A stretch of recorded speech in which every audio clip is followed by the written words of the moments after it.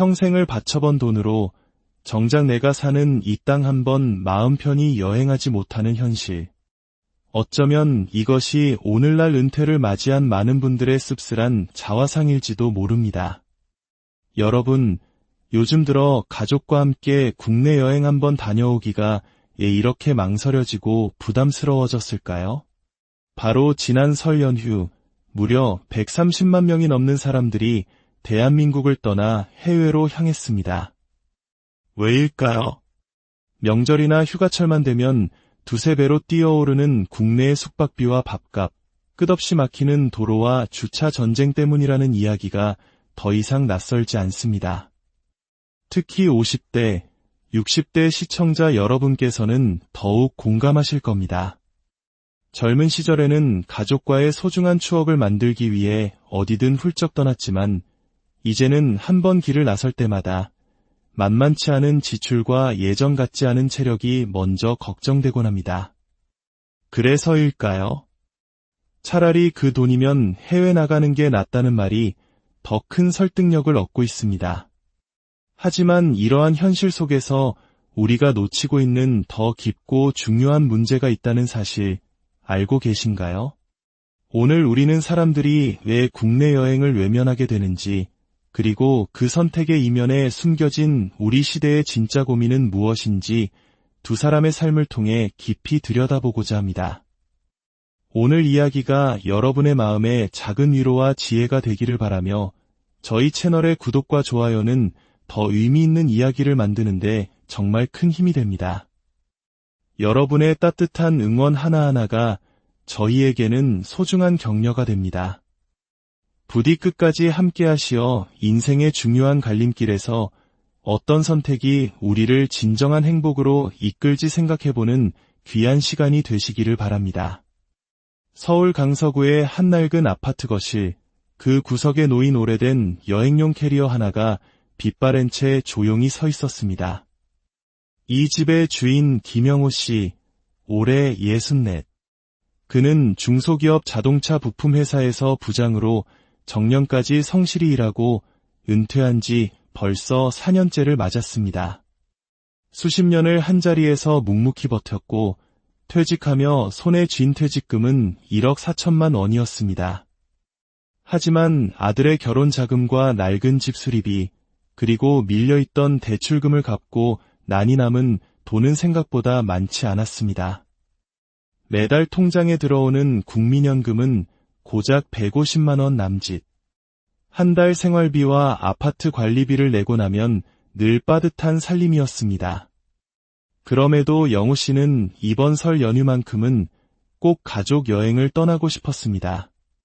대학생이 된 딸과 이제 막 초등학교에 들어간 손주까지 3대가 함께하는 지금이 아니면 또 언제 다 같이 모일 수 있을까 하는 애틋한 마음 때문이었습니다.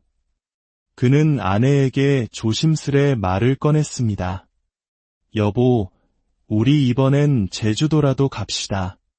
못 가본 지 너무 오래됐잖아. 아내는 잠시 환하게 미소 짓는 듯했지만 이내 현실의 계산기를 두드리듯 깊은 한숨을 내쉬었습니다. 성수기 항공권의 숙박비, 렌터카와 식비까지 합치면 고작 이틀만 머물러도 100만 원은 훌쩍 넘을 것이 불보듯 뻔했기 때문입니다.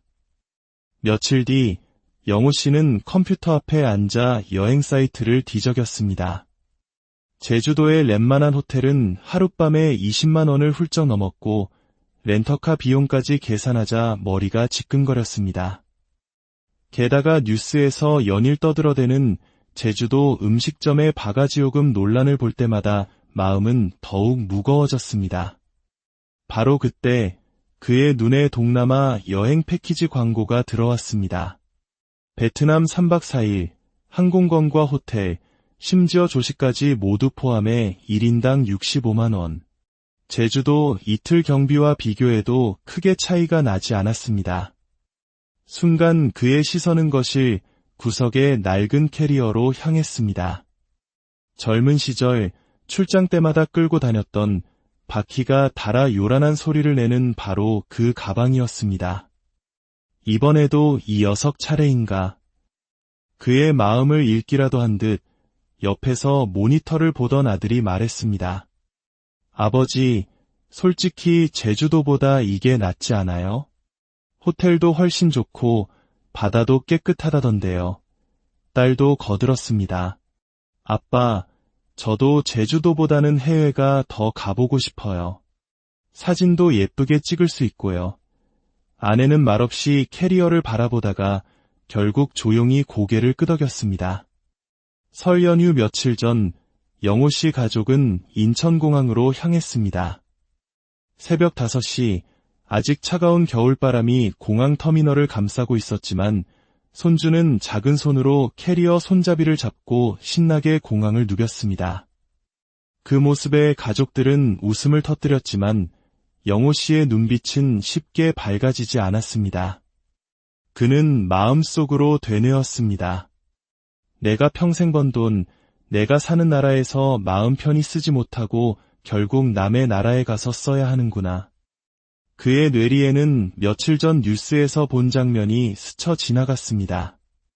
설 연휴 동안 130만 명이 넘는 국민이 해외로 떠났다는 기사, 역대 최대 인파로 북적이는 인천공항의 모습. 그는 지금 그 수많은 사람 중 하나가 되어 이곳에 서 있다는 사실에 씁쓸한 웃음을 지었습니다. 비행기 탑승구 앞에 앉아 영호 씨는 낡은 캐리어를 가만히 쓰다듬었습니다. 군데군데 벗겨진 가죽 손잡이, 다 닳아버린 바퀴. 그러나 여전히 굳건히 버티고 서 있는 그 모습이 마치 자신의 인생을 닮아있는 듯했습니다. 수십 년을 성실히 살아왔지만 은퇴 후 남은 것은 버거운 생활비와 점점 줄어드는 선택지뿐이었습니다. 그는 깊은 숨을 내쉬며 주변을 둘러보았습니다. 같은 비행기를 기다리는 사람들 대부분이 그와 비슷한 가족 단위 여행객들이었습니다. 어떤 이는 기쁨과 설렘에 차 있었고 또 어떤 이는 그저 무거운 짐을 나르느라 지쳐 보였습니다. 영호 씨는 마음속으로 스스로에게 물었습니다. 나는 지금 옳은 선택을 한 걸까? 제주도의 차가운 겨울바람 대신 베트남의 더운 바람을 맞으러 가는 이 선택이 정말 가족에게 좋은 추억이 될까? 아니면 얼마 남지 않은 노후 자금에 대한 불안 속에서 잠시 눈을 돌리는 것뿐일까? 그는 대답할 수 없었습니다. 그저 바닥을 긁으며 굴러가는 캐리어 바퀴 소리가 그의 모든 망설임과 무거운 마음을 대신 말해주고 있을 뿐이었습니다. 베트남 다낭 공항에 도착한 순간 가족들은 환하게 웃으며 사진을 찍기 바빴습니다. 아들은 휴대폰으로 짧은 영상을 남겼고 딸은 아빠, 여긴 공기부터 다르다 라며 설레는 표정을 지었습니다. 손주는 호텔 수영장을 보자마자 소리를 지르며 뛰어다녔습니다. 겉으로 보기엔 더없이 완벽하고 행복한 가족 여행의 모습이었습니다. 하지만 영호 씨의 마음은 시간이 갈수록 무거워졌습니다. 호텔에 체크인한 후 아내가 귓속말로 물었습니다. 여보, 카드 결제 괜찮겠지? 그 한마디에 영호 씨의 눈빛이 세차게 흔들렸습니다. 그는 굳이 계산기를 두드려보지 않아도 알 수 있었습니다. 연금으로 들어오는 돈과 얼마 남지 않은 퇴직금에서 조금씩 꺼내 쓰던 저축 모두가 이미 바닥을 보이고 있었습니다. 사실 이번 여행 경비는 아내 몰래 신용카드 할부로 결제한 것이었습니다. 하룻밤에 50만 원이 넘는 객실과 고급 뷔페. 분명 제주도에서라면 상상도 못할 사치였을지 모르지만 해외라는 이름 앞에서 그의 마음은 더 무겁게 내려앉았습니다. 둘째 날 저녁, 현지 시장에서 식사를 하던 중이었습니다. 아들이 가볍게 말했습니다. 아버지, 다음엔 일본도 가봐요. 요즘은 다들 일본 간다더라고요. 그 무심한 한마디가 영호 씨의 가슴을 날카롭게 찔렀습니다. 그는 속으로 되뇌었습니다. 나는 내 나라에서는 여행 한번 마음 편히 못하고 이제 남의 나라만 기웃거리며 살아야 하는 건가? 손주는 즐겁게 음식을 먹으며 웃었지만 영호 씨는 젓가락을 제대로 들 수 없었습니다. 식탁 위에서 반짝이는 숟가락에 비친 자신의 얼굴이 낯설게만 느껴졌습니다. 오랜 세월 자동차 부품 공장의 기계를 만지며 흘렸던 땀, 수십 년간 성실하게 살아왔다는 자부심이 이 순간 무너져 내리는 듯했습니다. 귀국길 비행기 안 그는 창밖으로 보이는 구름을 바라보며 조용히 생각에 잠겼습니다. 이번 여행이 가족에게 즐거운 추억을 남겨준 것은 분명했습니다. 그러나 그에게 남은 것은 기쁨만이 아니었습니다. 곧 집으로 배달될 카드 대금 고지서와 또 한 뼘 줄어들 노후 자금에 대한 걱정이었습니다. 그때 옆자리에 앉은 비슷한 또래의 남성이 먼저 말을 걸어왔습니다. 어르신도 이번에 가족 여행 다녀오셨나 봅니다. 저도 은퇴하고 손주 녀석 데리고 오는 길입니다. 그 남성은 웃으며 자신의 이야기를 풀어놓았습니다. 퇴직 후 연금이 빠듯해 국내 여행을 몇 번 시도했지만 매번 터무니없이 비싼 비용에 실망했고 결국 해외 패키지를 선택하게 되었다는 것이었습니다. 영호 씨는 고개를 끄덕이며 그의 이야기에 귀를 기울였습니다. 그 순간 이것이 자신만의 문제가 아니라는 사실을 깨달았습니다. 수많은 은퇴자들이 자신과 같은 이유로 대한민국에서의 여행을 포기하고 해외로 내몰리고 있었습니다. 집으로 돌아와 캐리어를 다시 거실 구석에 내려놓는 순간 그는 오래된 가방을 바라보며 깊은 한숨을 내쉬었습니다. 젊은 시절 이 캐리어는 그의 청춘과 직장 생활을 함께한 든든한 동반자였습니다. 하지만 이제는 노후의 불안과 무거운 현실을 상징하는 물건처럼 느껴졌습니다. 여러분, 이 이야기가 그저 남의 일처럼 들리시나요? 하지만 여기 정반대의 선택으로 행복하고 안정된 노후를 보내고 있는 또 다른 한 사람이 있습니다. 경기도 용인의 한 조용한 단독주택 마당, 햇살이 포근하게 내려앉는 오후였습니다. 올해 66이 된 이상훈 씨는 커다란 원두막 의자에 앉아 여유롭게 신문을 넘기고 있었습니다. 마당 한쪽에는 정성껏 가꾼 텃밭이 있었고 그 옆 작은 평상에서는 손주들이 바람개비를 돌리며 깔깔 웃고 있었습니다. 상훈 씨는 35년간 시청 공무원으로 근무하다 정년 퇴직했습니다. 대기업에 다니던 친구들처럼 거액의 퇴직금은 없었지만 그에게는 매달 꾸준히 들어오는 든든한 공무원 연금이 있었습니다. 매달 약 260만 원 정도. 큰 돈은 아니었지만 부부가 아껴 쓰며 살아가기에는 충분했고 무엇보다 꾸준히 들어온다는 그 사실이 마음에 깊은 안정을 주었습니다. 주변 사람들은 종종 물었습니다. 상훈 씨, 퇴직금이 없으니 불안하지 않아요? 그럴 때마다 그는 웃으며 대답하곤 했습니다. 퇴직금은 없지만 매달 들어오는 이 연금 덕분에 오히려 걱정이 덜해요. 꾸준히 받는다는 게 얼마나 큰 힘인지 몰라요. 물론 그의 노후가 처음부터 평탄했던 것만은 아니었습니다. 퇴직 직후 친구들 대부분은 퇴직금으로 가게를 차리거나 부동산에 투자했습니다.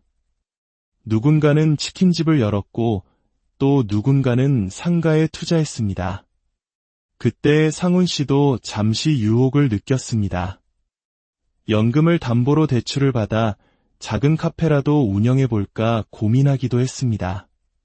하지만 아내는 단호했습니다. 여보, 우리 그냥 연금으로 만족하며 살아요. 빚까지 내서 사업하다가 실패하는 사람들 얼마나 많아요. 우리 형편엔 모험보다 안정이 더 소중해요. 상훈 씨는 잠시 망설였지만 결국 아내의 의견을 따르기로 했습니다. 대신 그들은 철저하게 지출을 관리하기 시작했습니다. 매달 연금이 들어오면 생활비, 의료비, 문화생활비, 손주 용돈까지 세세하게 항목을 나누어 가계부에 기록했습니다. 저녁이면 아내와 함께 가계부를 펼쳐놓고 서로 의견을 나누는 것이 일상이 되었습니다.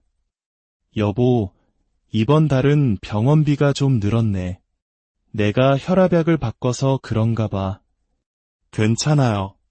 대신 우리가 외식을 줄였으니까 얼추 맞춰졌어요. 내 친구네는 이번에 빚내서 가게 열었다가 결국 문 닫았다더라. 우리가 정말 잘 선택한 거예요. 주변 친구들이 사업 실패로 힘들어하거나 무리한 투자로 전 재산을 날렸다는 소식이 들려올 때마다 상훈 씨 부부는 서로를 바라보며 안도의 한숨을 내쉬었습니다. 그렇다고 그들의 삶이 절약만으로 가득 찬 것은 아니었습니다. 상훈 씨는 아내와 함께 매달 작은 여행을 다니기로 약속했습니다. 사람들이 몰리지 않는 비수기를 골라 국내 곳곳에 아름다운 곳을 찾아다니는 것이었습니다. 숙소는 지자체에서 운영하는 저렴한 연수원이나 공공 숙박시설을 이용해 비용을 크게 줄였고, 교통은 KTX 시니어 할인 제도를 적극 활용했습니다. 한 번은 손주와 함께 강원도 여행을 떠났습니다.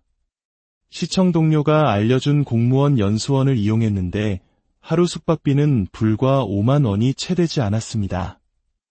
손주는 기차 창밖으로 스쳐 지나가는 풍경을 보며 신이 나 웃음을 터뜨렸습니다.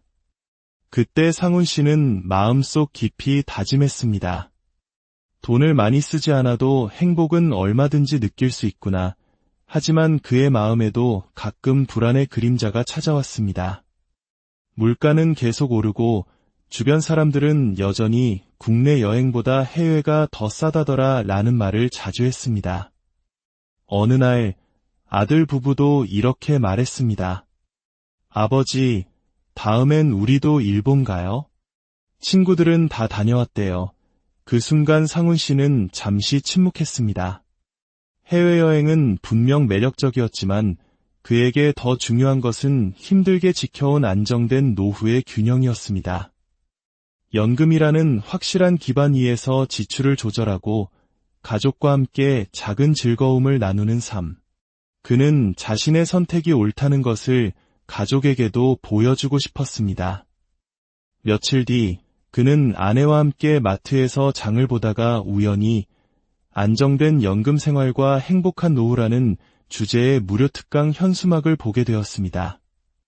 강의실에서 만난 강사는 이렇게 말했습니다. 여러분, 지금 해외여행이 유행처럼 번지고 있습니다. 하지만 가장 중요한 것은 남들이 다 간다고 따라가는 것이 아니라 내가 감당할 수 있는 범위 안에서 꾸준히 오래 즐길 수 있는 행복을 찾는 것입니다. 그 말을 듣는 순간 상훈 씨의 마음은 한결 가벼워졌습니다. 그는 자신이 걸어온 길을 돌아보았습니다. 큰 돈은 아니지만 안정적인 연금 위에서 아내와 함께 지출을 관리하고 때때로 손주와 함께 소소한 국내 여행을 다니는 삶.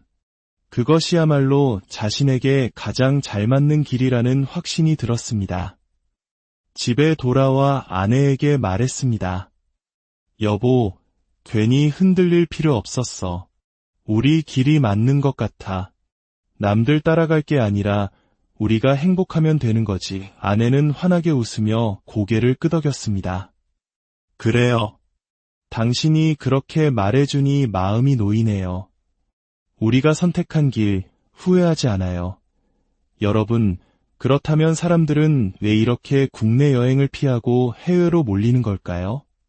단순히 기분 탓일까요? 사실 여러 통계와 연구에서 그 뚜렷한 이유가 드러나고 있습니다. 한국문화관광연구원의 국민여행조사에 따르면 국내 여행의 1회 평균 지출액은 약 32만 원인 반면 해외여행은 약 130만 원 수준입니다.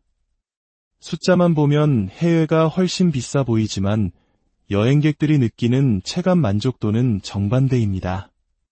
국내 여행은 1박 2일이나 2박 3일처럼 짧게 다녀오는 경우가 많아 하루 단위로 계산했을 때 비용 부담이 훨씬 크게 느껴지기 때문입니다.